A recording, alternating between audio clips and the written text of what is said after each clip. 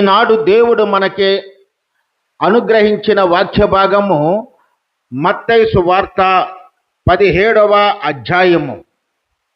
ఈ 17వ అధ్యాయములో ఇంచుమించు 1 నుండి 13 వచనాల వరకు ఈరోజు మనము ప్రసంగముగా ఎంచుకున్నాము.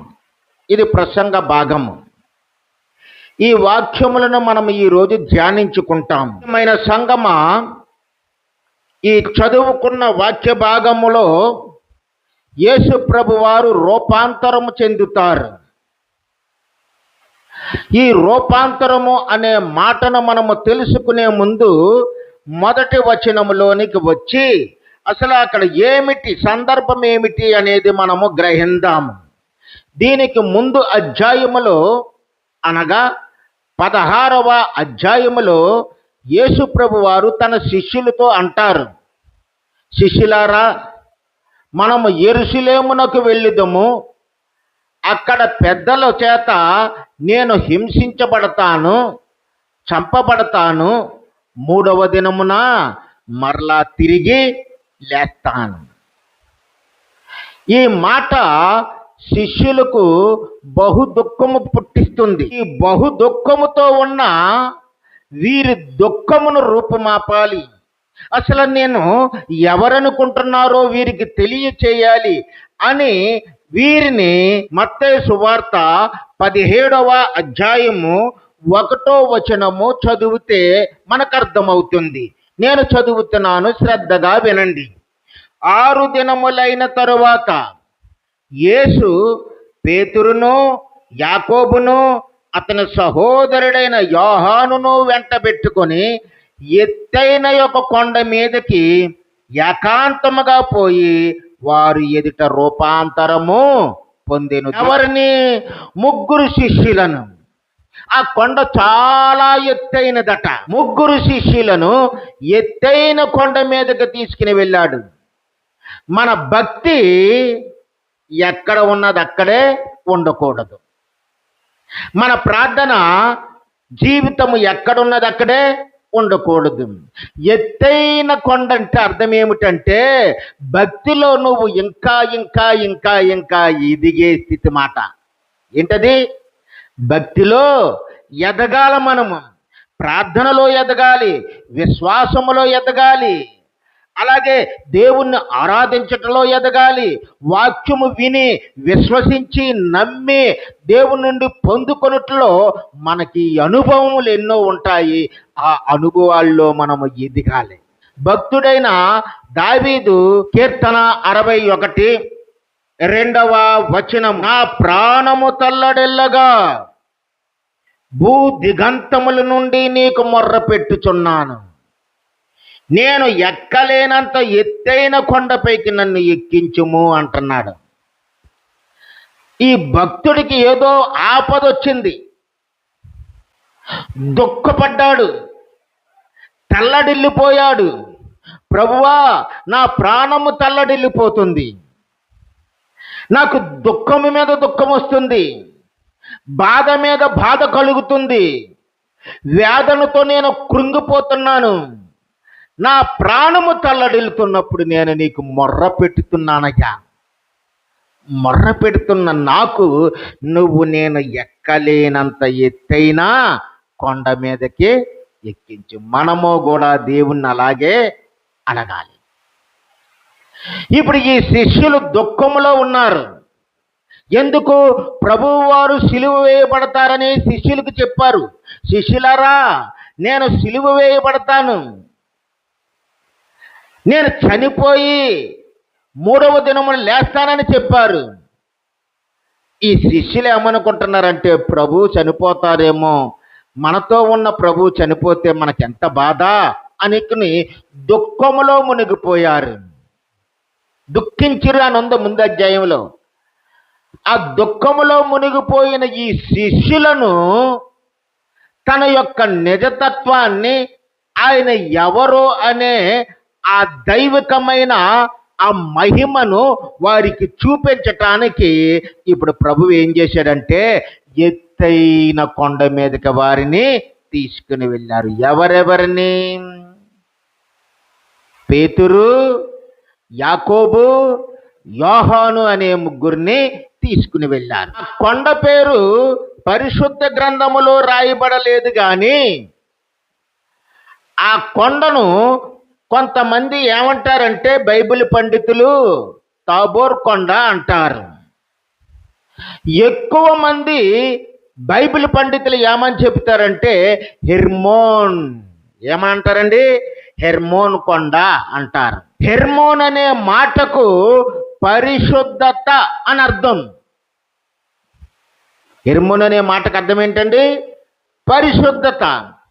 దేవుడు మనల్ని తన చేతిలోకి తీసుకున్నాడంటే, దేవుడు మనల్ని తన యొక్క సన్నిధికి పిలిచాడంటే ఆయన మనకు ఏమి ఇవ్వబోతున్నాడంటే పరిశుద్ధతను ఇవ్వబోతున్నాడు. ఆయన పరిశుద్ధుడు. మన యేసయ్య పరిశుద్ధుడు. నాలో పాపమున్నదని ఎవరైనా స్థాపించగలరా అని ఛాలెంజ్ విసిరిన దేవుడు.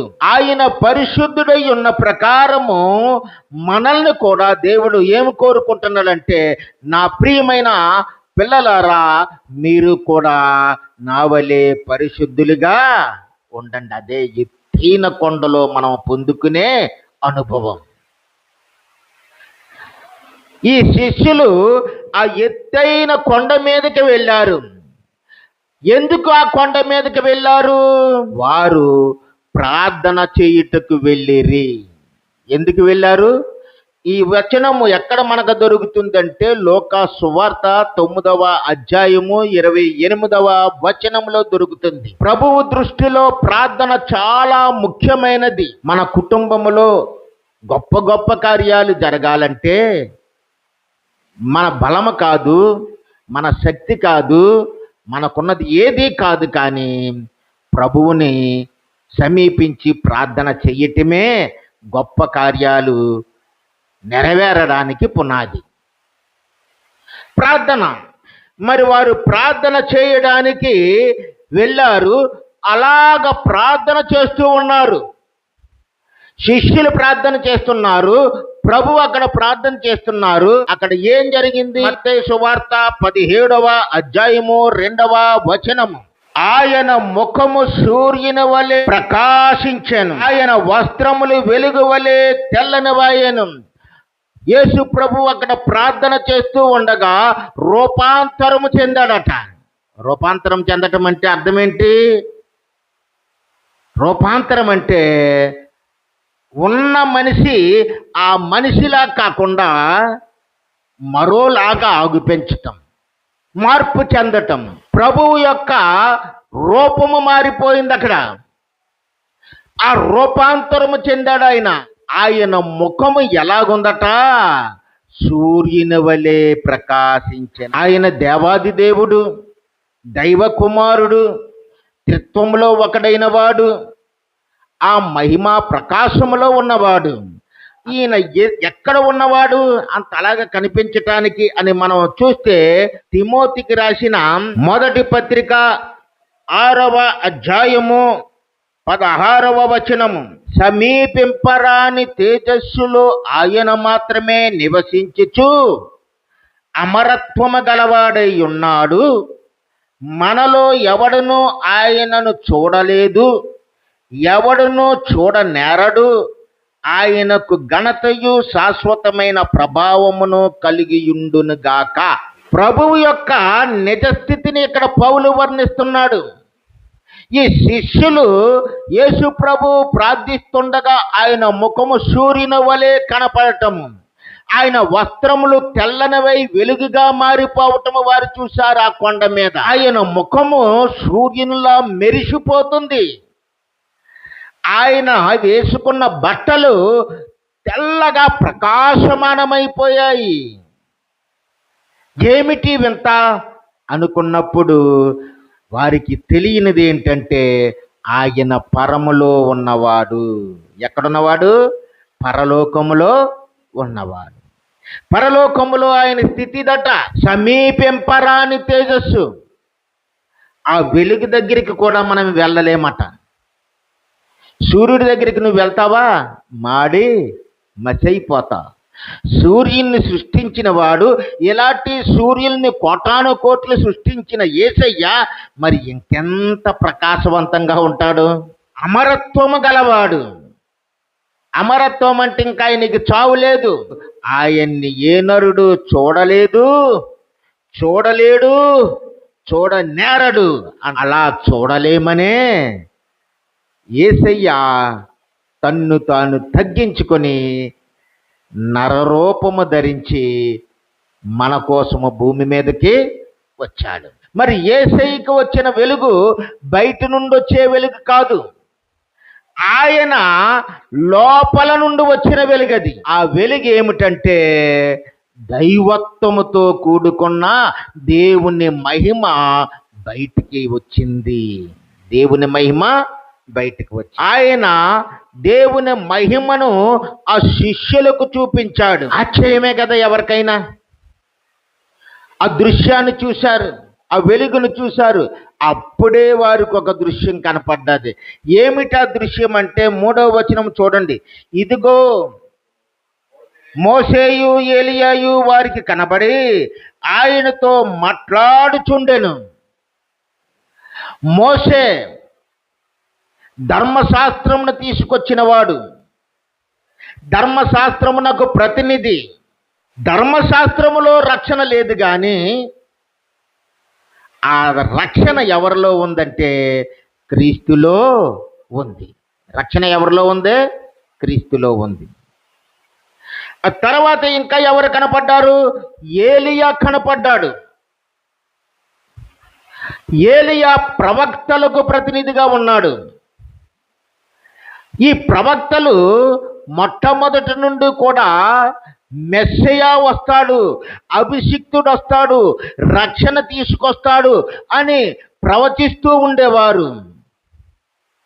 ఈ ఏలియా ప్రవక్తలు ప్రవచించిన ప్రతి ప్రవచనము కూడా నీలో అనగా యేసులో నెరవేరిందని ఆ ప్రవక్తలకు ప్రతినిధిగా అక్కడ ఏలియా కనపడ్డాడు. అంటే ఇక్కడ మోషే ధర్మశాస్త్రము నీలో నెరవేరింది యేసయ్యా. రక్షణ అనేది ధర్మశాస్త్రం ఇవ్వదు, నువ్వు కలవరి శిలువ మీద చేసిన ఆ బలియాగము ద్వారానే ఈ మానవులకి రక్షణ వస్తుంది అని మోషే చెబుతున్నాడు. ఈ ఏలియా ఏమని చెప్తున్నాడు? మెస్సయా అంటే అభిషిక్తుడు, ఈ భూలోకములో ఉన్న నరులందరి కోసము రాబోతూ ఉన్నాడు. ప్రవక్తలు ఎంతో మంది ఈ మెస్సయ కోసము ప్రవచించారు.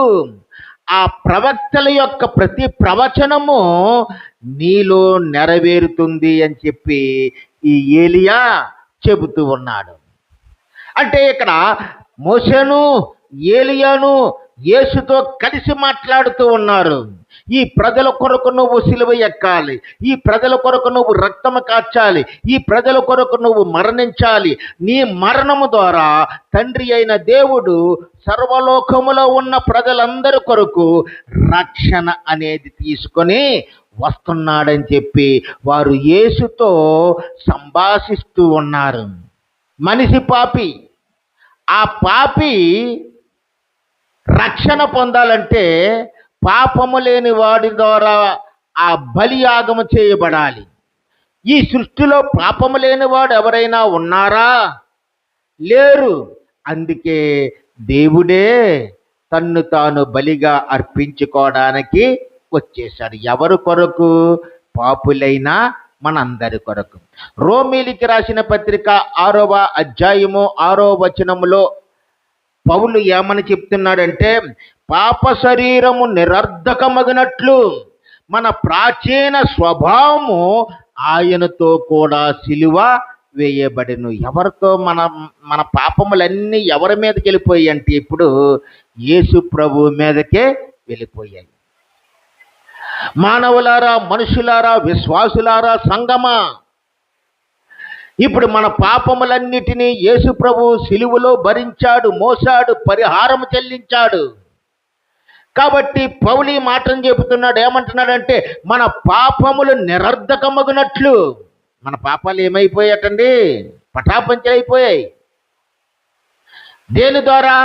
ప్రభువు కలవరిలో మన పాపములని పరిహారము చేసినందువలన ఈ విషయము మాట్లాడుకుంటూ ఉండగా వీరు చక్కగా వారిని గమనిస్తూ ఉన్నారు. ఈ ముగ్గురు శిష్యులు. పేతురు అక్కడ ఏమంటున్నాడో చూడండి, 17వ అధ్యాయములోనే 4వ వచనములో. అప్పుడు పేతురు, ప్రభువా, మనమిక్కడ ఉండుట మంచిది. నీకిష్టమైతే ఇక్కడ నీకు ఒకటియు, మోసేకు ఒకటియు, ఏలియాకు ఒకటియు 3 పర్ణశాలలు కట్టుదునని యేసుతో చెప్పాను. పేతురు తొందరగా వచ్చాడు. అక్కడ దృశ్యాన్ని చూచాడు. ఒక పక్కన మోసే, ఒక పక్కన ఏలియా, ఆ మధ్యలో యేసు ప్రభు ఉన్నారు. వారు ప్రకాశమానమైన స్థితిలో ఉన్నారు, మహిమ గల స్థితిలో ఉన్నారు. మహిమ వారు చుట్టూ ప్రకాశిస్తూ ఉంది. ప్రకాశిస్తున్నప్పుడు ఆ దృశ్యాన్ని చూసి పేతురు అన్నాడు, ప్రభువా అన్నాడు, మనం ఇక్కడ ఉండుట మంచిది. ఈ పర్వతము చాలా బాగుంది. ప్రార్థన చేస్తుండగా లోకములో ఉన్న మోసే వచ్చాడు, ఏలియా కూడా వచ్చారు. మేమెంతో సంతోషించాము. నేను ఒకటి అనుకుంటున్నాను, ప్రభువా, నీకిష్టమైతే ఇదిగో ఈ కొండ మీద, ఈ పర్వతం మీద నీకొక పర్ణశాల కడతాను. ఇదిగో ఆ పక్కనేమో మోషకు ఒక కడతాను. ఇదిగో ఈ పక్కనేమో ఏలియాకు ఒక పర్ణశాల కడతాను. ఉదాహరణకు మనం ఎక్కడ పడితే అక్కడ ఒక గుడి కట్టుకుంటాం కదా, అలాగా మనకి ఇక్కడ నెమ్మదిగా ఉంది, ప్రశాంతంగా ఉంది, అద్భుతాలు ఇక్కడ జరిగేలాగా ఉన్నాయి. అందుకని నువ్వు మాతో ఉంటే నేను నీకు గుడి కట్టేసి అందులో నిన్ను పెట్టేసి నీకు పూజలు చేసేస్తాను. మోసేకి ఇదిగో ఈ యాకోబు చేసేస్తాడు, ఏలియాకి యోహాన్ చేసేస్తాడు. ఇక జనాలు లైన్ ఎట్టేస్తారండి. మన దేశంలో అయితే ప్రతిదానికి లైన్ ఎట్టేస్తారు. మరి దేవుడు అలాంటి మూఢాచారాలకు ఒప్పుకోడు, మూఢత్వానికి ఒప్పుకోడు. ఆయన మన కొరకు క్రయము చెల్లించడానికి వచ్చాడు. ఆయన మన కొరకు తన ప్రాణం ఇవ్వడానికి వచ్చాడు. అది అర్థం చేసుకోలేకపోతున్నాడు ఎవరు? పేతురు గారు. పేతురికి ఏమనుకుంటున్నాడంటే ఇక్కడ సెటిల్ అయితే బాగుంటుంది. మానవ స్వభావం ఇంకా ఆయన్ని విడిచిపెట్టిపోలేదు. 16వ అధ్యాయంలో యేసుప్రభు వారు పేతురుని ఏమంటున్నాడంటే, సాతానా నా వెనకకి పో అన్నాడు. మరి ఇక్కడికి వచ్చిన తర్వాత కూడా పేతురికి విషయం అర్థం కాలేదు. ఇంకా మానవ హృదయంతో ఆలోచిస్తూ ఉన్నాడు. మానవుని యొక్క తలంపులే ఆయనలో తిరుగుతున్నాయి. కాబట్టి ఆయన అంటున్నాడు, ఈ చోటు బాగుంది, ఇక్కడ మనం 3 పర్ణశాలలు కట్టుకుంటే హ్యాపీగా ఉంటుంది అనుకుంటున్నాడు. అసలు గ్రహించలేనిది ఏంటంటే యేసు ప్రభువును మోషేతోనూ ఏలియాతోనూ ఈక్వల్ చేసేస్తున్నాడు. యేసు ప్రభువుని మోషేతోనూ ఏలియాతోనూ సమానంగా చూసేస్తున్నాడు. అందుకే కదా 3 కడతానంటున్నాడు. యేసు ఎవరితోనూ సమానము చేయదగిన వాడు కాదు. ఆయన ప్రత్యేకమైన దేవుడు. దేవునికి స్తోత్రం. ఆయన చాలా ప్రత్యేకమైన వాడు. ఈ సృష్టిలో ఉన్న ఎవరికంటేనూ కూడా ఆయన సమానమైనడు కాదు, ఆయన ప్రత్యేకమైన వాడు. చాలామంది అంటుంటారు, ఆ యేసు ప్రభువు కూడా ఆ దేవుళ్ళు లాంటోడే, ఆ దేవుళ్ళతో ఒక దేవుడమ్మా అంటారు. ఆ దేవుళ్ళు లాంటి వాడు కాదు, ఆ దేవుళ్ళతో ఒక దేవుడు కాదు యేసు ప్రభు. యేసు ప్రభు ప్రత్యేకమైన దేవుడు. ఆయన మనల్ని ప్రేమించి పరమును విడిచిపెట్టి మన కోసం ప్రాణం ఇవ్వడానికి వచ్చిన దేవుడు. ఆయన మరణించి 3వ దినమున తిరిగి లేచిన దేవుడు. ఆయన అద్వితీయుడు. అద్వితీయుడంటే రెండవ వాడు ఇంకొకడు ఎవడూ లేడు ఆయనకి లాంటి వాడు. అద్వితీయుడు. మరి యేసు దేవుడు, దేవుని కుమారుడు. కానీ ఇక్కడ పేతురు ఏం చేస్తున్నాడంటే పొరపాటు మాట్లాడుతున్నాడు. మానవ స్వభావం అలాగే ఉంటుంది. ఇంకా మనం చూస్తే 17వ అధ్యాయము 5వ వచనములో అతడు ఇంకను మాట్లాడుచుండగా పేతురు, ప్రభువా చెప్పు ప్రభువా, నేను అడుగుతున్నాను కాదు ప్రభువా, 3 కట్టేయమంటావా ప్రభువా, నువ్వు అను ప్రభువా, ఇప్పుడే పని స్టార్ట్ చేసేస్తాను ప్రభువా అని ఇంకా ఇంకా అడుగుతూ ఉండగా అక్కడ ఒక అద్భుతము జరిగింది. ఏం జరిగిందో చదవండి. అక్కడ మాట్లాడుచుండగా ఇదిగో ప్రకాశమానమైన ఒక మేఘము వారిని కమ్ముకొనును. ఇదిగో ఈయన నా ప్రియ కుమారుడు, ఈయన యందు నేను ఆనందించుచున్నాను, ఈయన మాట వినిడని యొక్క శబ్దము ఆ మేఘములో నుండి పుట్టెను.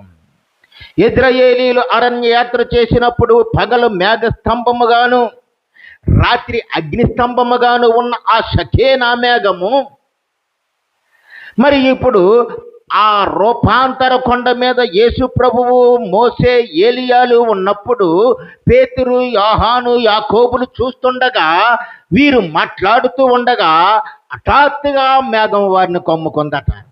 ఎవరిని? ఈ ఆరుగురిని. ఎవరిని? ఇక్కడ ముగ్గురు ఉన్నారు కదా, అక్కడ ముగ్గురు ఉన్నారు. మేఘము కమ్ముకుంది. ఆ మేఘము మన కొండల మీద నడిచే మేఘం లాంటిది కాదు. అది దేవుని యొక్క పనిని చేసి అద్భుతాలు చేసిన మేఘం అది. ఆ మేఘము వారిని కమ్ముకుంది. ఆ మేఘములో నుండి ఒక శబ్దము వచ్చిందట. ఆ శబ్దము ఎంత గంభీరముగా ఉందో, ఆ శబ్దము ఎంత గొప్పగా ఉందో. ఆ శబ్దము విని ఈ ముగ్గురు శిష్యులు పటాలను కింద పడిపోయారట. ఆ సౌండ్కి వాళ్ళు తప్పనే కింద పడిపోయారు. ఏమిటి ఆ శబ్దం అంటే, ఇదిగో ఈయన నా ప్రియ కుమారుడు, ఈయన మాట వినుడి అని ఆ మేఘములో నుండి ఒక శబ్దము వచ్చాను. దేవుడే ఆ మాట పేతురు, యోహాను, యాకోబులకు చెప్తున్నాడు. పేతురు, యోహాను, యాకోబులారా, ఇక్కడ ఒక దర్శనము చూశారు కదా, అది నిర్గమమునకు సంబంధించిన దర్శనము. అది ప్రభువు కలవరి శిలువ మీద ఆయన ప్రాణార్పణము చేయడానికి సంబంధించిన దర్శనం. అది ధర్మశాస్త్రం మిమ్మల్ని రక్షించలేదు, ఆ రక్షణ క్రీస్తు ద్వారానే వస్తుంది. ప్రవక్తలు పూర్వం నుండి చెబుతూ ఉన్నారు, ఆ ప్రవక్తలు మెస్సయ్య వస్తాడని చెబుతూ ఉన్నారు. ఆ మెస్సయ్య క్రీస్తే, యేసే వచ్చాడు. ఆయన తన పనిని చేస్తూ ఉన్నాడు.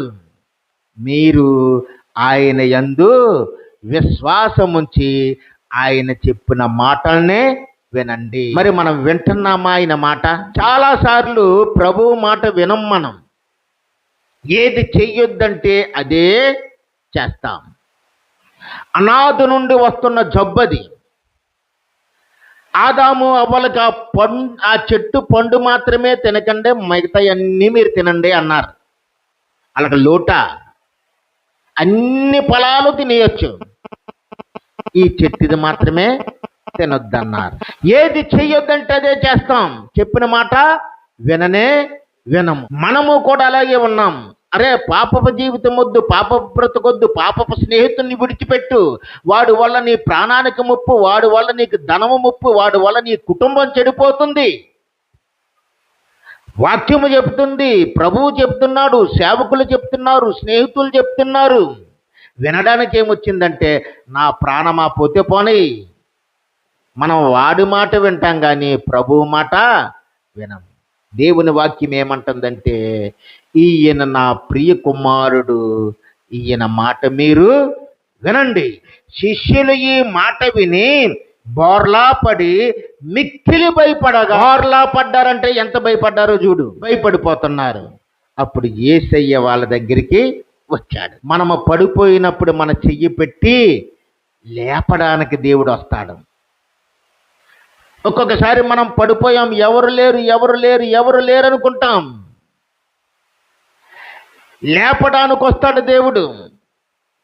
మొన్న టీవీలో ఒక చిన్న క్లిప్ ఒకటి చూపించారు, క్రిస్టియన్ న్యూస్లో. యుఎస్ఏలో జరిగింది ఇది. ఒక 3 ఏళ్ల కుర్రాడు తప్పిపోయాడు. అక్కడ పోలీసులకి కంప్లైంట్ ఇచ్చారు, అయ్యా మా కొడుకు కనపడతలేదు, తప్పిపోయాడండి, ప్రతి చోట ఎదుగుతున్నామని. పోలీసులు ప్రతి చోట ఎదుగుతున్నారు కంప్లైంట్ తీసుకొని. ఎక్కడ కుర్రోడు ఆచీకి కనపడతలేదు. గంటలు గడుస్తున్నాయి, పూట గడిచిపోయింది, రోజు గడిచిపోయింది, ఇంకా చాలా టైం అయిపోతుంది. పోలీసులు వెతుకుతుంటే ఆ పోలీసుల దగ్గరికి హఠాత్తుగా ఒక కుక్క వచ్చింది, డాగ్ వచ్చింది.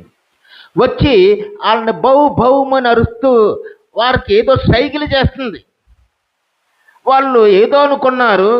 ఆ తర్వాత వాళ్ళకి ఐడియా తట్టింది, ఇది ఏదో మనకు చెప్పాలనుకుంటుందని చెప్పి దాని వెనకాల వెళ్ళటం స్టార్ట్ చేశారు. ఆ కుక్క అలాగలా తీసిపోయి ఆ కుర్రాడు, ఒక కారు ఉంది, ఆ కారు లాక్ అయిపోయి ఉంది, ఆ లాక్ అయిపోయిన కారులో బంధించబడిపోయి ఉండిపోయాడు. అక్కడికి వెళ్ళి ఆ కుక్క ఆగింది. లోపల చూస్తే అబ్బాయి 3 సంవత్సరాల కుర్రోడు చనిపోవడానికి సిద్ధంగా ఉన్నాడు, ఇంకా ప్రాణాలు పోతాయి.